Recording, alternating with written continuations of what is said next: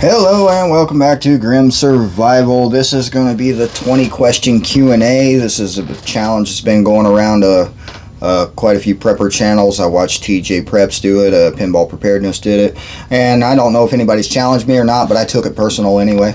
So I'm going to answer these questions just because I'm going to anyway. Just because. I think everyone should be able to answer these questions, whether you're a prepper or not. I think everyone should be able to answer at least some of these questions. And so that being said, I'm going to answer them.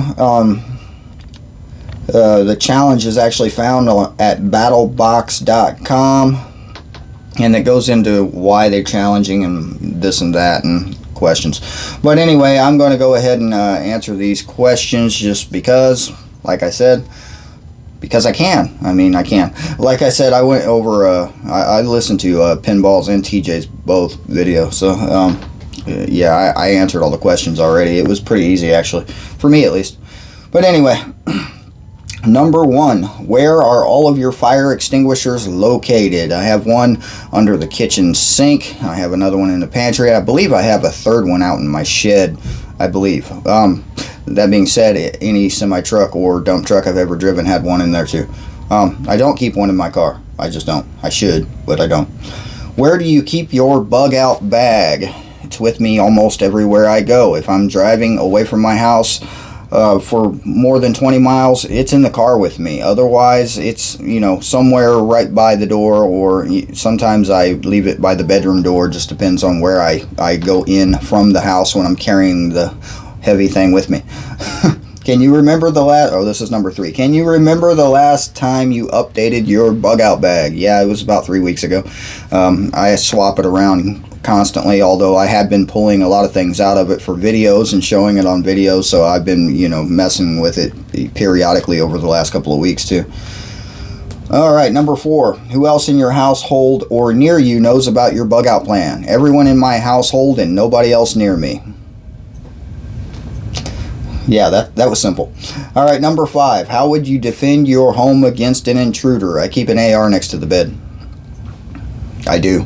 I also keep various other self-defense tools in various other places. Yeah, phone's ringing. That's just going to get declined. I will take a message. Why is the phone always ringing when I'm doing videos? So like I said, number 5, how would you defend your home against an intruder? Yeah. Pew pew. The dog is the first alert system. I have a Doberman, just because. Anyway, number 6. How would you protect your home against an imminent natural disaster? So the biggest natural disaster in my area that we worry about are tornadoes, and there is no protection from a home from a tornado. There is none. Don't kid yourself there. Obviously, we have 2 different contingency plans for such a thing. One being center room of the house under a very sturdy thing that's there. Number 2 would be to just leave, evacuate if time allowed.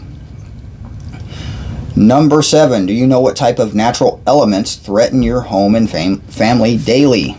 Natural elements. Now I take this to mean like, heavy metals and things like that. And yes, I know what's in my water supply. I really do. And my water supply is the biggest thing of natural elements. Other than that, weather would be in the wintertime, ice, snow, cold. In the summertime would be heat, spiders, and we do have some poisonous snakes in the area if you want to count those as elements, but yeah. Alright, number 8. Could you suppress a fire without the fire department's help? Depends on the fire. And this was pretty much the same answer everyone else gave. It really depends on the fire. If it's just something that a fire extinguisher can take care of, or the garden hose, then probably, yeah. Otherwise, it's gone. That's just, that's just that. But, even the fire department can't put out all the fires, so keep that in mind too.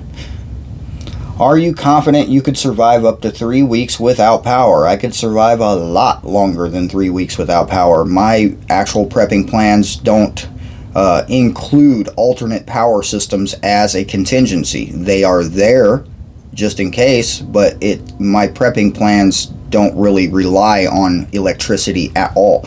I think it's a good idea to, generators have a shelf life. Generators use fuel of some sort. Even solar generators have a shelf life.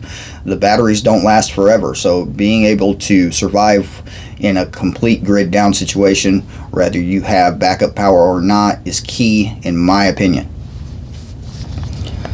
All right, number 10. Are you confident you could survive up to 3 weeks without being able to leave your home or your bug out in place? So, yeah, I'm confident. 3 weeks. Is that 3 weeks? Yeah, 3 weeks, easy. 3 weeks is really easy. I mean, we have enough supplies for that. Easy. I mean, anybody who has less than 3 weeks, you need to be prepping. You need to stockpile food, water. So, yeah, that's pretty easy. 3 weeks is like nothing. I mean, we were locked down longer than that, weren't we? I don't know. I didn't comply, and I will not comply to lockdowns. I just won't. Are you counting on anyone else for your own survival? Personally, no. No, I have everything I need to survive on my own. So, yeah. Does anyone else count on you for their survival? Yeah, my family, my kids. I don't count any extended family or anyone outside my home, but yeah, my family, my kids, my dog always, so yeah. Number 13, are you willing to salvage supplies around you? Well, yeah.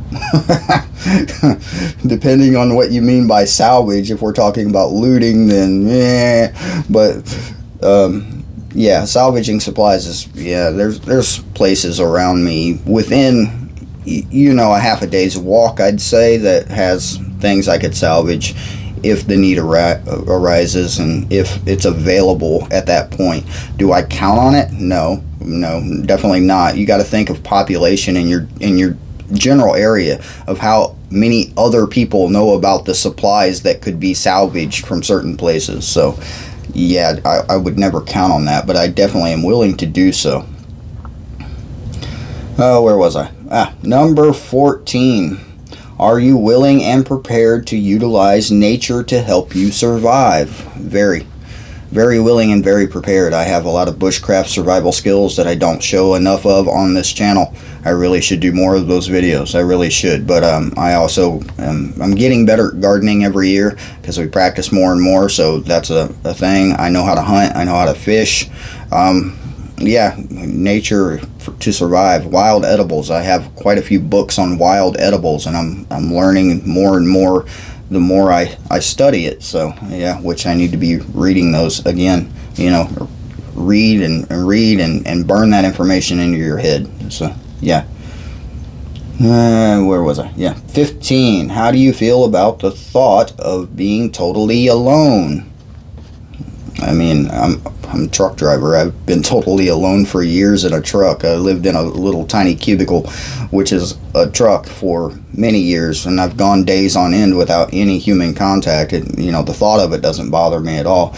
The actual practicality of it is not as easy as you think. I mean, it's not, but if you have to, you have to.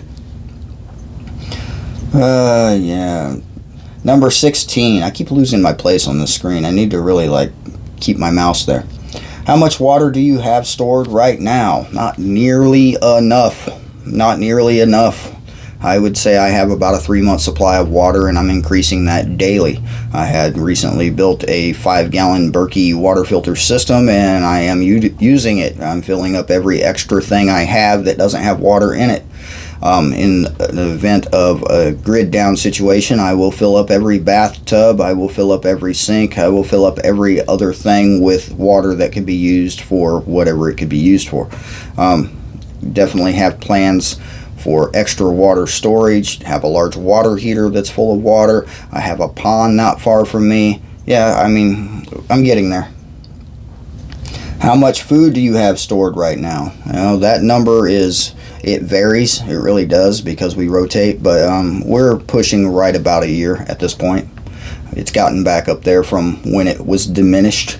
That's another video.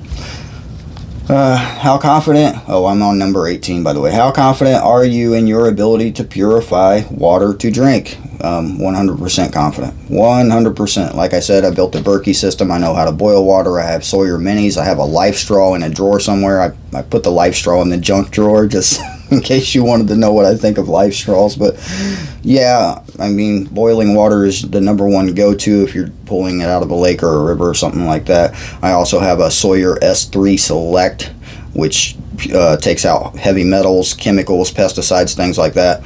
So yeah, I only have one of those, but yeah, very confident.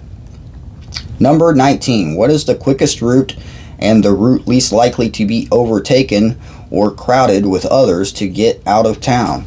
Well, I'm not going to tell you. Well, I will tell you that I don't live in a town, and the quickest route out of my area is always going to be a road. But the less likely to be overtaken or crowded, there are trails out of here through wooded areas, and that's as far as I'm telling you on that one. Number 20. This is the last one. What are your bug out triggers? That alone is a 20-minute video. Okay, that's a 20-minute video. I'll name a couple on here, just a couple. Obviously, tornado. That if I have the time to do so, yeah, I'm out. I'm not hanging around to see if my house is going to survive that. I'm not. I'm out if I can. Another bug out trigger would obviously be martial law and soldiers walking down the streets with their little needles trying to stick me in the arm with their magic shot. That's a bug out trigger in my opinion. A civil unrest, if people were rioting, looting anywhere in my vicinity and burning buildings down, and I don't think I could prevent them from getting to me, that's a bug out trigger. I mean, I could go on and on with bug out triggers. So yeah, that's a long video for that particular question alone. But anyway, that has been the 20 questions. I really found it to be very easy. I think I could add another 20 more questions to that list if I really felt the need. It's just, I mean, these are the basics of prepping. It really is. These are the very basics. You should definitely be able to answer every one of these questions as a prepper. If you're new to prepping, your goal should be to be able to answer all 20 of these questions confidently. I mean, it's very, very basic preps and prepping, I would say. Anyway, this has been James with Grim Survival answering the 20 questions. You know, it was fun to do. I enjoyed answering the questions. I needed a break from the insanity around me anyway, so this was one of those types of videos. I hope you guys enjoyed it. I'm not going to challenge any other channels to do this because I don't like chain letters. I think they're ridiculous. And this kind of feels like a chain letter. It really does. But I've never done one of these, you know, challenge type things before, so I figured it would be fun, so I gave it a shot. Anyway, like I said, James with Grim Survival. I'll see you next time.